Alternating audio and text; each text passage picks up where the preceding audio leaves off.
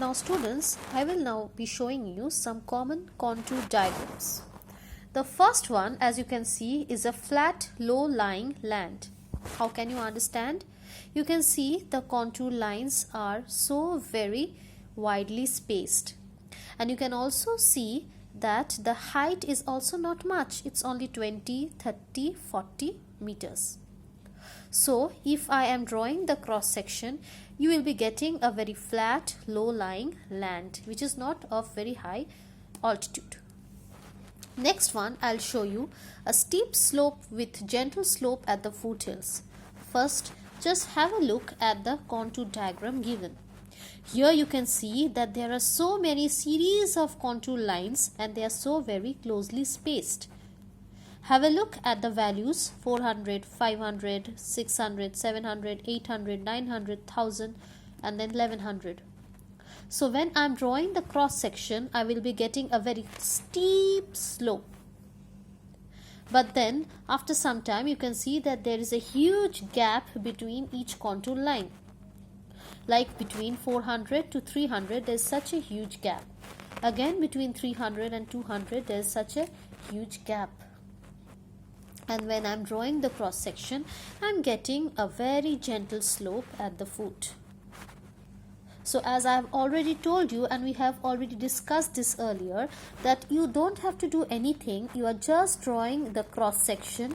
You are just drawing perpendicular lines from here, and then with the given values you are plotting them, and you are then joining those lines. When you are joining the points, you are getting this kind of relief feature.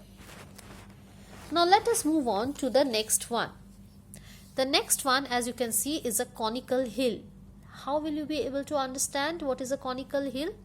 You don't have to go into much details, you just have to understand them. Here you can see that these are concentric lines, right? 300, 400, 500, 600. Now when I am drawing a baseline like this AB, and then I am just plotting them perpendicularly which are intersecting here. Like here this was 300, so here it is going till here. Again this one 400 which is going till here 400. Here you are already drawing a scale according to this. And when you are joining this, and you are getting this kind of relief feature. It's a very small hill kind of feature which is conical, and thus it is known as conical hill. Now the next one is a plateau. You all know what is plateau. It's a tableland. How will you be able to recognize them? You can well understand by this type of contour feature. You can see here that here the contour lines are in the form of a tabletop structure. And the height is also not very low. It's 1100, 1200, 1300, 1400. Now when you are again drawing perpendicular lines and you are joining those points, you are getting a tabletop feature. Now why this gap? This gap is actually this gap. Since here there are no contour lines and there's absence of any contour lines on the tabletop, so here it is giving you this kind of feature. Now next we are going to a ridge. Now what is a ridge? Again I told you, you don't have to go into any much details, but you just have to understand that what are they.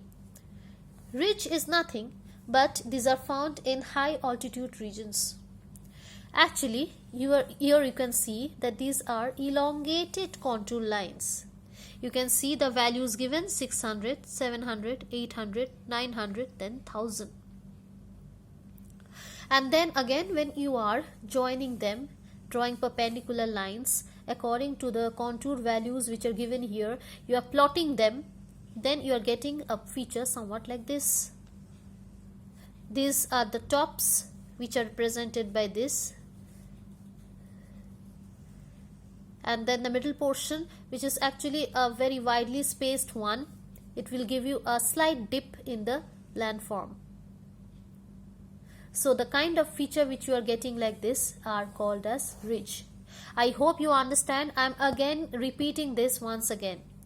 When you are drawing a contour line, actually in a topo sheet, you are getting it like this. But in reality, they are relief features which are this on the ground. So here again, when the relief features are drawn in the form of contours on a topo sheet, they are drawn like this.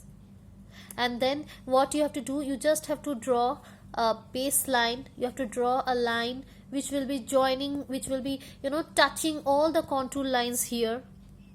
And then from the points of intersection, you are drawing perpendicular line like this. Looking at the values, you are taking values here. And then for example here it was 600, so you are just simply plotting them and then you are joining them in freehand. Next I will go to a col. Now what is a col? Col is, again, you can see here the relief features are shown like this. They are not of much height. You can see the height is 500, 600, 700, 800 like this. There are two uplifted portions and in the middle there is a lowland.